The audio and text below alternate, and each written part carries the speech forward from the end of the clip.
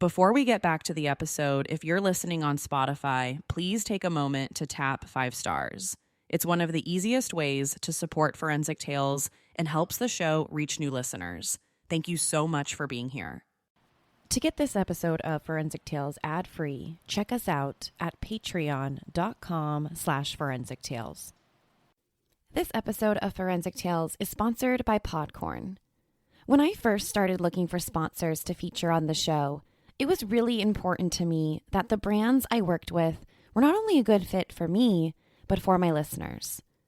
That's why I choose Podcorn to find sponsorships for Forensic Tales. Within just a couple short days, I found my first sponsorship, and since then, I found so many more.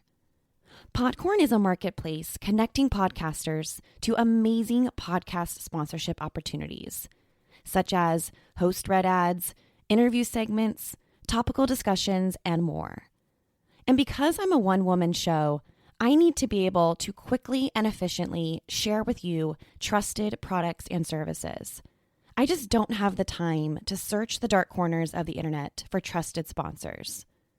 With Podcorn, there is no middleman, which I love. Podcasters of all sizes can browse and choose opportunities right there on the platform, set their own rates, and collaborate with brands directly. To learn more about what Podcorn can do for you and your podcast, click the link in my show notes to sign up to Podcorn and start browsing today. Forensic Tales discusses topics that some listeners may find disturbing. The contents of this episode may not be suitable for everyone. Listener discretion is advised. In the middle of a peaceful night in Illinois, police are called to a family home. The husband tells police he found his beloved wife in the bathtub. She's submerged, she's not breathing, she's dead. What happened? Was it an accidental drowning? A possible suicide? But wait, why is the husband fully dressed? This is Forensic Tales, episode number 91, Lisa and Chad Cutler.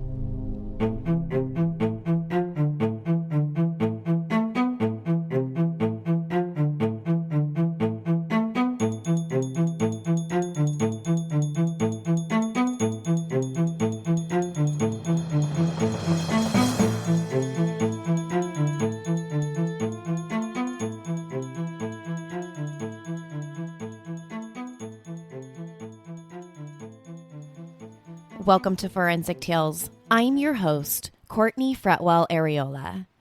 Forensic Tales is a weekly true crime podcast covering real, spine-tingling stories with a forensic science twist. Some cases have been solved with forensic science, while others have turned cold. Every remarkable story sends us a chilling reminder that not all stories have happy endings. Sharing true crime stories isn't just about the story themselves. It's about getting justice for the victims and their families. True crime helps hold criminals accountable so that they don't continue to cause us harm. This show serves as a megaphone to expose the horrendous acts of sadistic individuals. You deserve to know the truth. As a one-woman show, your support helps me find new exciting cases, conduct in-depth fact-based research, produce and edit this weekly show. Your contribution gives me the chance to pursue my life's purpose. I'm grateful for every single donation. For supporting the show, you'll get early ad-free access to weekly episodes, exclusive merchandise not available anywhere else, bonus content, shout-outs in episodes, priority on case suggestions, and access to my professional opinion, what I really think happened. To learn more about supporting Forensic Tales, consider visiting our Patreon page at patreon.com/Forensic Tales, or by simply clicking the support link in my show notes. You can also help support the show by leaving a positive rating with a review. Please continue to tell your friends and family who love true crime about us. I genuinely appreciate your support. Thank you. Now, let's jump right into this week's case. Hi, everyone. I can barely believe that it's the last week of September already.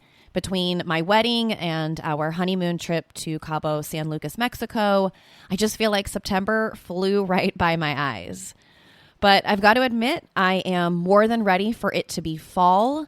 The last few weeks here in Southern California have been somewhere in the 80s, upwards of 90s, somewhere it's been 100 degrees. So I know I'm just ready for cooler weather over here so that I don't feel so bad about putting out my fall and Halloween decorations. All right, so let's just jump right into this week's case. Don't know if you guys knew this, but nearly 50% of marriages in the United States end up in divorce. That's 1 out of every 2 couples who tie the knot together. Couples may decide to get divorced for many reasons: infidelity, money troubles, communication issues. A divorce usually ends up with both people parting ways and then starting new lives separate from one another. But what happens when one person in the marriage ends up dead? Around 1:30 a.m. on April 27, 2012, the police department in Mount Zion, Illinois, received an emergency phone call. The caller told first responders that his wife was in the bathtub and that she's dead. The husband, Chad Cutler, had some explaining to do. While Chad waited for the ambulance to arrive at the home, the 911 dispatcher asked him about what happened. He said that he and his wife, Lisa, went to bed around 10 p.m. that night, and they put their kids to sleep and then decided to go to bed themselves. But shortly after getting into bed, Lisa complained about her back. According to Chad, her back was hurting so bad that she couldn't even fall asleep. So Chad told his wife that maybe she should go take a hot bath. Maybe a hot bath will help her make the backache go away so that she can finally get some sleep that night. So after Lisa got up from bed and went into the bathroom to start running the water, Chad told 911 that he had fallen asleep. So he just figured that his wife would be in the bath for maybe 20, perhaps 30 minutes and then come back to bed. But after he fell asleep, he said he woke up a little after 1 o'clock in the morning and said that when he rolled over to hug his wife, Lisa, she wasn't there. So he decided to get out of bed and see if maybe she fell asleep while taking the bath. But when he got to the bathtub, he saw her submerged underwater and she wasn't breathing. As the 911 dispatcher continues to ask Chad questions about what happened, the dispatcher instructs him to pull Lisa's head out of the water and drain the bathtub.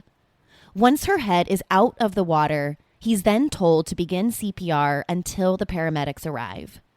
But by this point, it was far too late, and Lisa was already dead. Paramedics and police arrived at the home minutes later. When they got there, they found Chad on the phone with 911 while performing CPR on Lisa lying on the bathroom floor. When the first responders arrived, they didn't know what type of call they were walking into. Sure, they knew that a woman was found unresponsive in a bathtub, but they didn't know whether this was an accidental drowning. Maybe this was a case of suicide. Anytime you've got a case involving an adult drowning in a bathtub, the authorities are going to have their suspicions. If this were a child, this would be a completely different story. We know that unsupervised children drown in the bathtubs far too often, to be honest. So while working on this story, I saw how common drowning in a bathtub really is.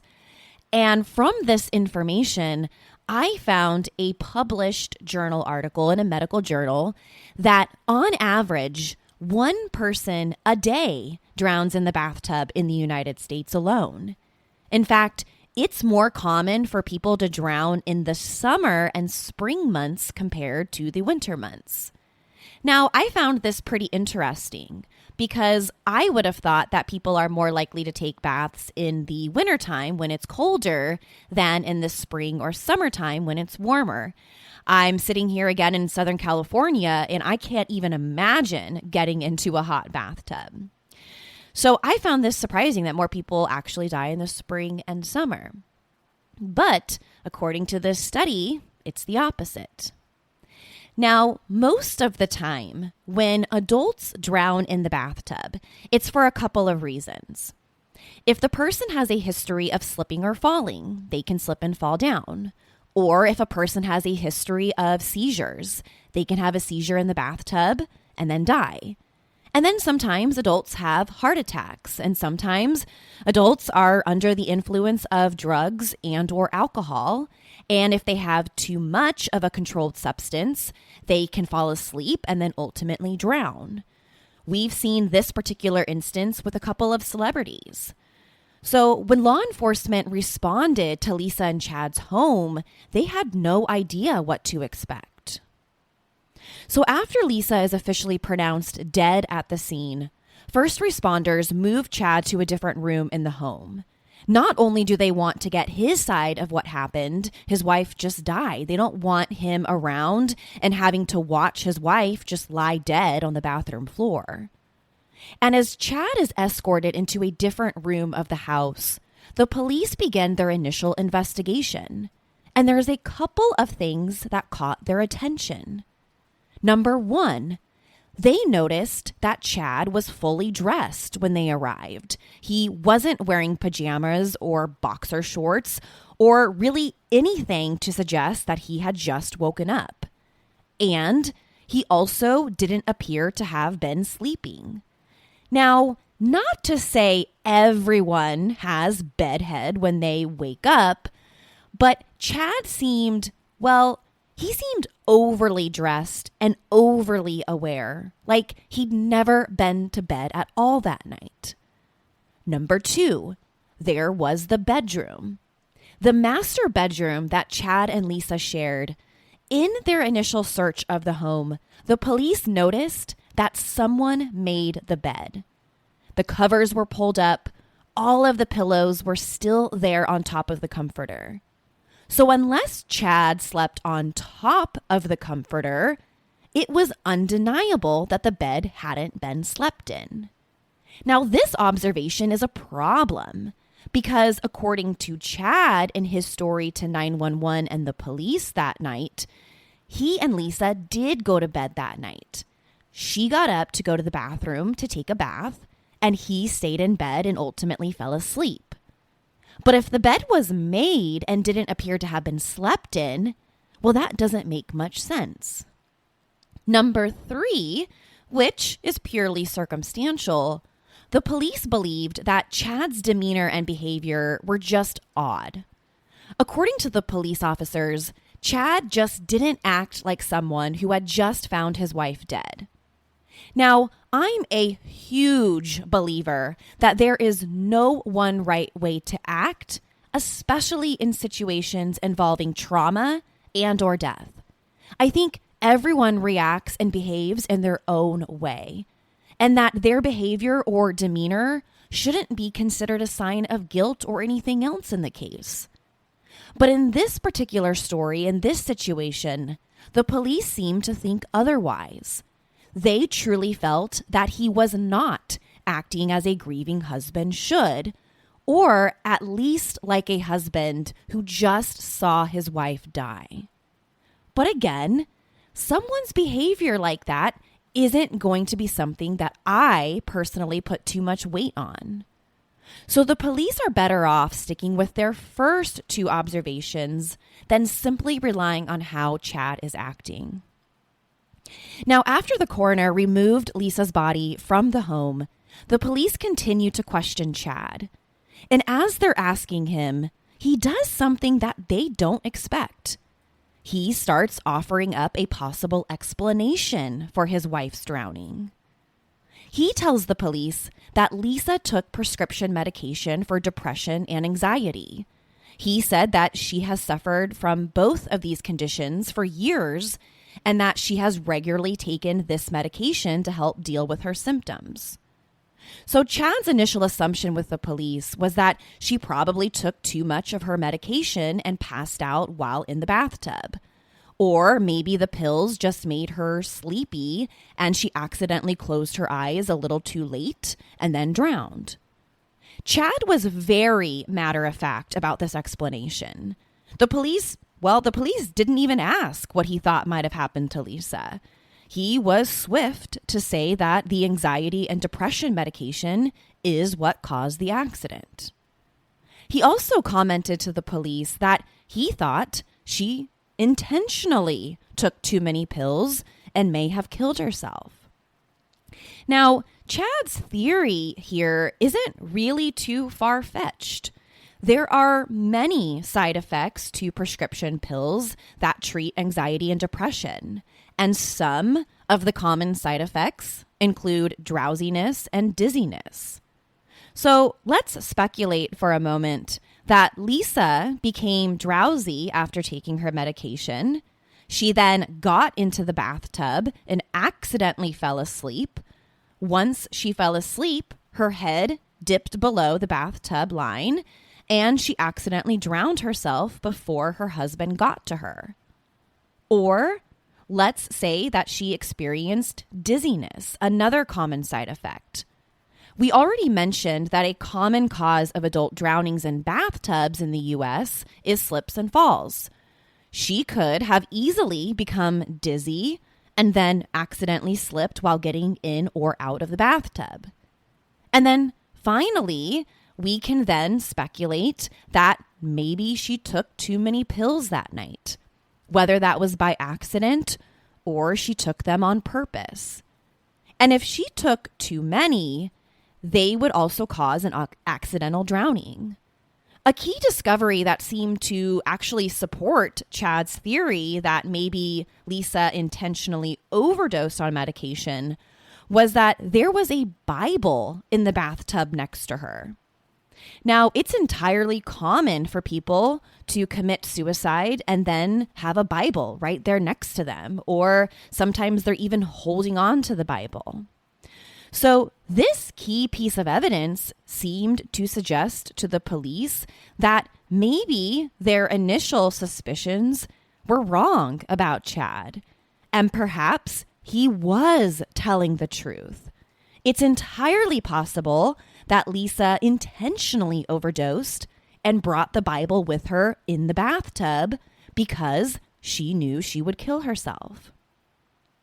According to Chad, his wife Lisa struggled with mental illness for years. He even said her anxiety and depression had worsened in the weeks and months leading up to her death. She seemed to be sometimes crippled by this condition, and it was so bad some days she couldn't even leave the house. Some days she would just stay in bed all day long because her symptoms were just so bad. This incident wasn't even the first time that Chad recalled his wife taking too much of her prescription medication. He said that she's been seeing a psychiatrist about it for years. And on several occasions, more than once, she took more pills than what she was prescribed.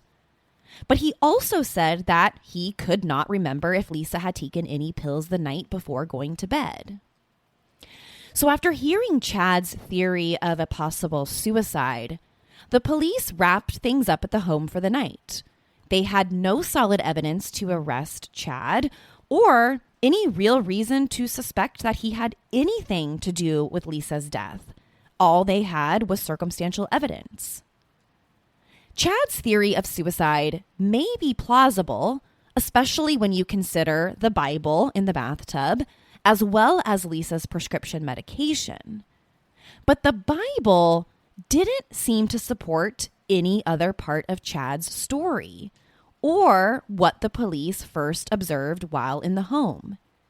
There was still the fact that someone made the bed that night, and there was still the fact that Chad wasn't wearing pajamas. He was wearing regular clothes when first responders got to the house that morning.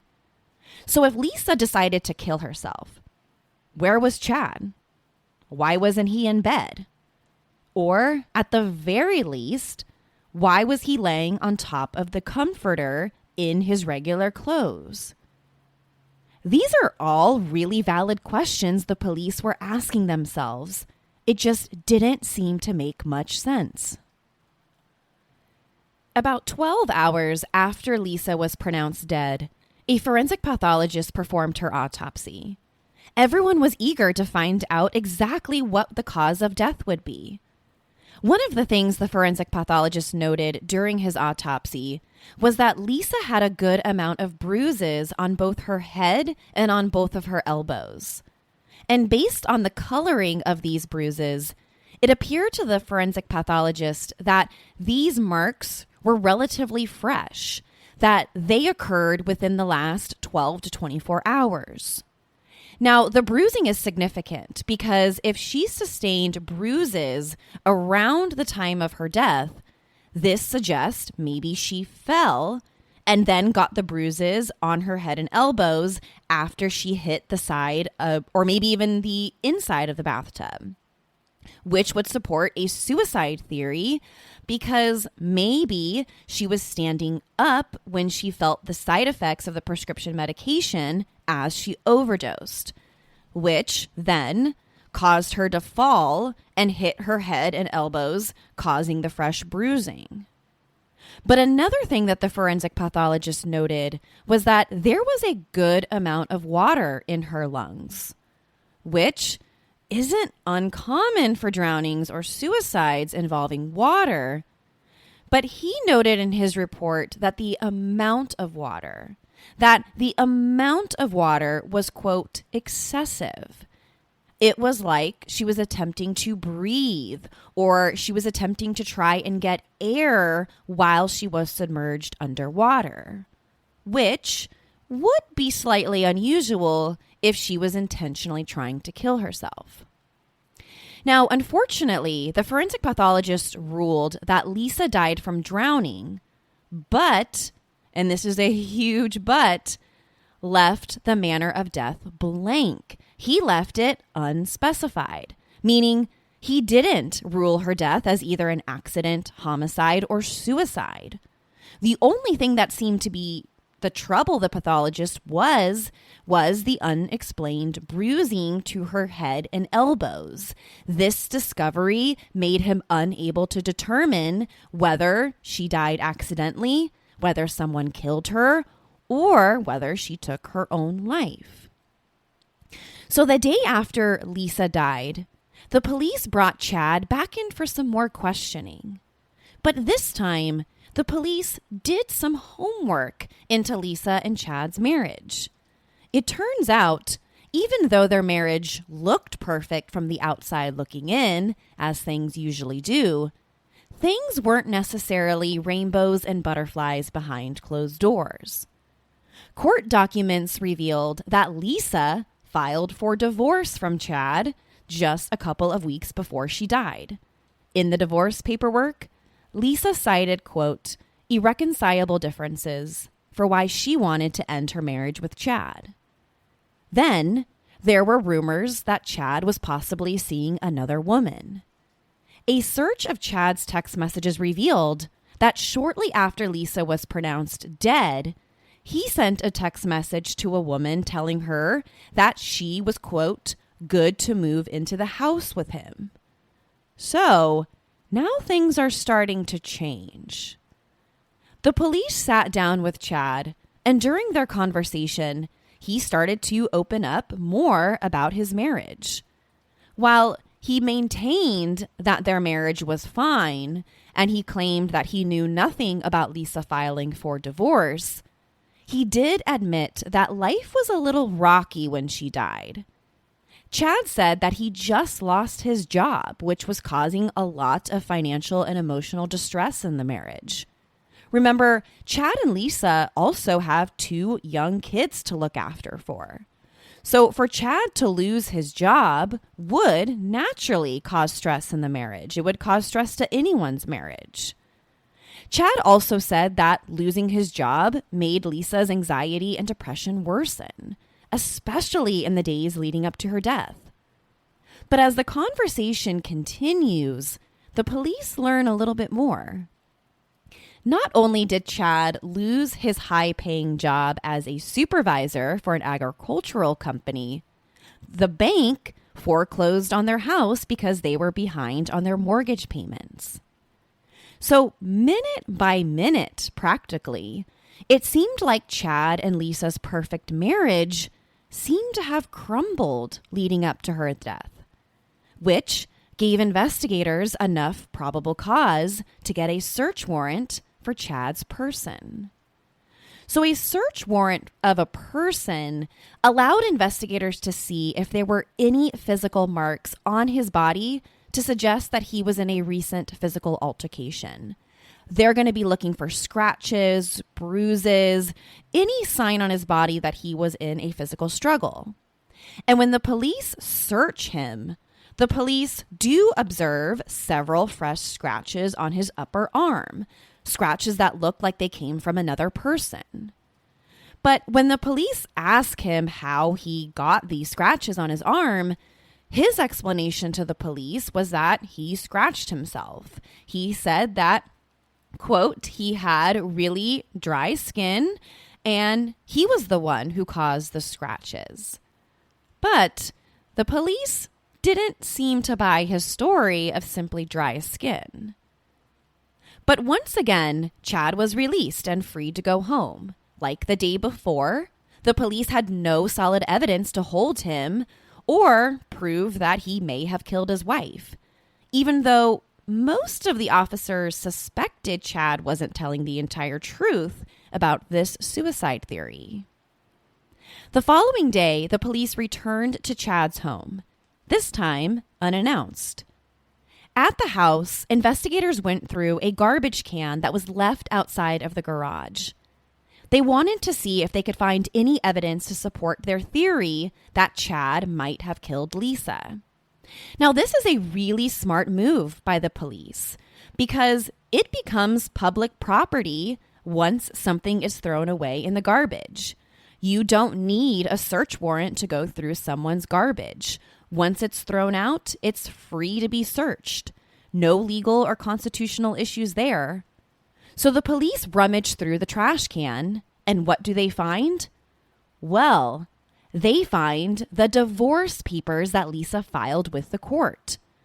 Not only was it true that Lisa filed for divorce, but this discovery right here in the garbage can proved that Chad was lying to the police when he said he didn't know that his wife filed for divorce. And besides the divorce papers, the police also found a handwritten list compiling possible life insurance payouts in the event of Lisa's death. Now the police really had their suspicions about Chad. But the biggest obstacle to making an arrest was the fact that there was no physical or forensic evidence linking him to the murder. All they had really was a mountain of circumstantial evidence. They knew Chad was seeing another woman. They knew Lisa filed for divorce shortly before her death. They knew what the house looked like when they arrived that night and how the house didn't match up with Chad's story. But all of that is circumstantial. This type of evidence isn't enough for an arrest warrant. And it's certainly not enough, and it's not the right amount of evidence that they're going to need to secure a murder conviction in a criminal courtroom. So the police decided that if they were going to get what they needed to arrest Chad, they needed some forensic evidence. Investigators requested a second autopsy be performed on Lisa's body. They hoped that the first forensic pathologist missed vital evidence during the first autopsy, and that this evidence would ultimately prove a homicide occurred. Now, drowning is one of the most challenging homicides to prove. Drowning causes a lot of potential physical or forensic evidence to simply wash away, which can make the collection of such evidence very difficult for investigators. And because most drownings are accidental, that's what the police usually assumed what happened. most of the time, homicide is never even considered. In most cases, a forensic pathologist can only determine drowning as the cause of death after ruling out any other possible cause. They already checked the toxicology for an overdose. They checked the heart for a possible heart attack. They checked the brain for a stroke. After the forensic pathologist checks off all of these boxes on his or her report, they can then rule drowning as a cause of death. It's kind of like a last resort cause of death once they rule everything else out. The pathologist can perform tests to show water in the lungs, but there isn't a specific test to determine drowning. Then, the pathologist has to figure out whether the drowning was 1, intentional, or 2, accidental. Did someone cause them to drown by intentionally holding them underwater? Or did they legitimately accidentally drown? So in Lisa's case, Chad was saying that she intentionally drowned, but that's because she committed suicide. So this makes it difficult for a pathologist to know exactly how many drownings are homicides. Now, generally speaking, homicidal drownings are very rare. In 2017, the FBI's Uniform Crime Report listed only a total of 8 homicidal drownings that year. Just 8. But because it's so difficult to determine, that number may be much higher. We just don't know. So to better identify homicidal drownings, the Forensic Technology Center of Excellence, a National Institute of Justice project, created best practices as well as training for investigators. Their goal is to teach law enforcement ways to determine if foul play is involved in a drowning. Investigators can apply these best practices to open water drownings, like in cases involving lakes or the ocean, as well as contained drownings, like in bathtubs or swimming pools. So one of the best practices that this institute teaches law enforcement is to secure the crime scene right away. Now, I know that sounds like criminal investigation 101, and it kind of is. But when it comes to homicidal drownings, the preservation of evidence is key. We already know that a lot of valuable forensic and physical evidence is washed away when it's in water. So the first thing investigators absolutely need to do when responding to a drowning is secure the scene and to do their very best to preserve whatever evidence may be left. So in Lisa's case, securing the scene is relatively straightforward. The crime scene is a bathroom. Securing a crime scene is much more complicated when police officers respond to a drowning at a lake or in the ocean. But the problem in Lisa's case was that the location wasn't secure at all. Chad removed her body from the bathtub to perform CPR, as he was instructed to do so by 911. Then you have paramedics and first responders who entered the bathroom to work on Lisa. Finally, you've got the same people transporting her body to the hospital. So by the time the police actually begin their investigation, the scene is already compromised. Now, the problem with the first autopsy was that the forensic pathologist couldn't determine if Lisa's death was accidental, suicide, or homicidal. So when the investigators ordered this second autopsy, they wanted a fresh set of eyes to look at the case. And luckily, this strategy paid off big time. The forensic pathologist who performed the second autopsy noticed things that the first pathologist missed. This included several injuries and hemorrhaging underneath Lisa's skin that wasn't consistent with an accidental drowning. These injuries to Lisa's body suggested that she was in a physical altercation before she drowned. And they're completely unrelated and inconsistent with a fall. In other words, these injuries to Lisa's body were caused by something else. And this pathologist believed that these injuries were consistent with a struggle. The second pathologist also recovered DNA from underneath Lisa's fingernails. Another common practice is when a struggle is suspected. We always want to check underneath the victim's fingernails to see if we can extract any sort of DNA or trace evidence. That's because when we get into physical fights, especially fights for our lives, we use our hands and our fingernails to scratch and to hit at our attacker. So when the pathologist swabbed Lisa's fingernails for possible traces of DNA, he found some. And he identified 2 potential matches. The DNA sample was consistent with 2 individuals' DNA profiles. Chad was one, and the couple's 11-year-old son was the second one. Meaning, the DNA found underneath Lisa's fingernails belonged to either Chad or their son. This discovery was a bombshell for the police.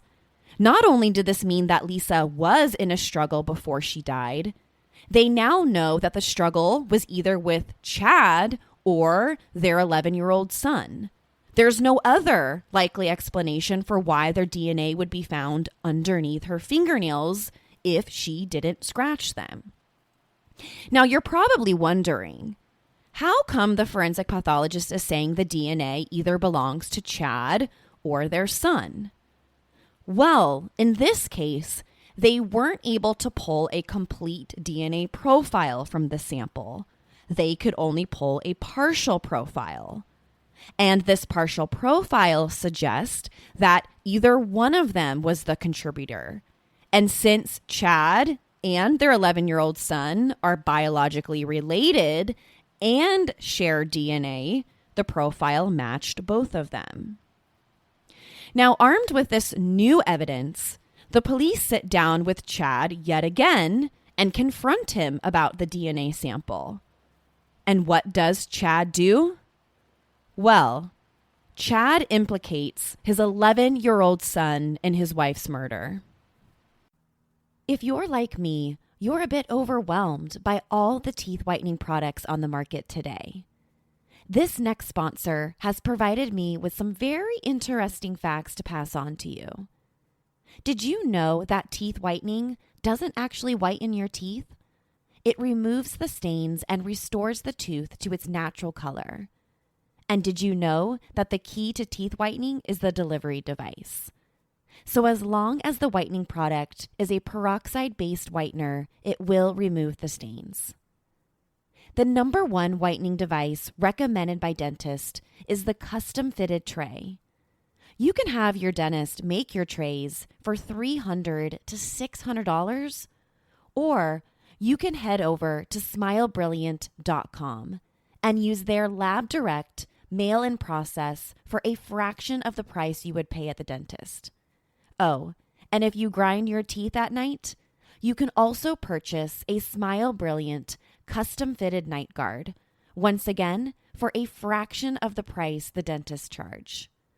Once again, that's smilebrilliant.com. Be sure to use the promo code TAILS at checkout to get 30% off your entire order. Smilebrilliant.com, promo code TAILS to get 30% off. Chad tells the police that he and Lisa's 11-year-old son might be the person responsible for her death. Because according to Chad, he didn't kill his wife, and if he didn't kill her, then their son must have. Now the police suspect that Chad is not only lying, but is also a murderer. But they also know they need to tread lightly with this investigation. The DNA sample isn't their nail in the coffin. That's because the sample doesn't definitively prove that Chad killed Lisa. The sample is also consistent with their son. So even though this piece of evidence is damning, investigators believe it's still not enough. After Lisa's funeral, the police receive an explosive tip. A Walmart employee contacted the police and said that Lisa purchased a track phone the week she died. A search of the track phone revealed that Lisa was communicating with a male doctor she was reportedly dating at the time of her death. Phone records showed that when Chad found out about this doctor and his wife dating, he sent a long, threatening voice message to him.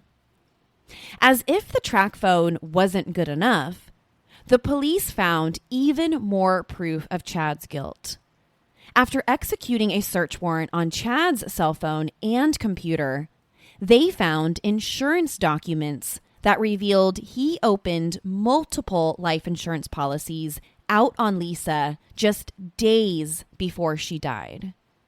And he made himself the policy's sole beneficiary. They also discovered that the email used to create the insurance policy was created at Lisa and Chad's home at a day and time in which Lisa would have been at work.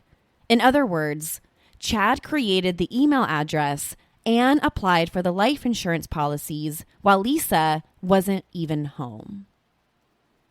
In October 2012, nearly 6 months after Lisa's death, the police called in aquatic death expert Andrea Zafaris to look at the case. After reviewing all the details and evidence gathered, Zafaris believed that Lisa's death was in fact a murder. It was not suicide, and it certainly wasn't an accident. In her own words, she said, "You don't die and flop around in the bathtub." End quote. This expert speculated that Lisa was likely killed somewhere else outside of the bathtub. Then her body was placed in the tub to make it look like it was a suicide or accident. The piece of evidence that seemed to support this expert's theory was the report that Lisa's skin didn't have any wrinkles to suggest that she had been in the water very long. About a year and a half after Lisa's death, the police arrest and charge Chad with first-degree murder for his wife. Then 6 months later, he went to trial. At trial, Chad maintained his innocence. He stuck to his story that her mental illness caused his wife's death, and that she decided to take her own life that night. The prosecution's strategy to combat this was toxicology reports that showed Lisa didn't have many prescription drugs in her system. In fact, this report demonstrated that she had a typical range of all the medication she was taking. She certainly didn't have the levels that would reach an overdose. During the criminal trial, the prosecution made a very bold move.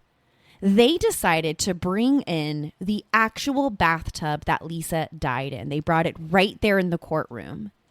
They did this to show the jury in a very dramatic fashion how it would have been impossible for Lisa to sustain the injury she had if her death was an accident or a suicide. Again, you don't die and flop around in the bathtub.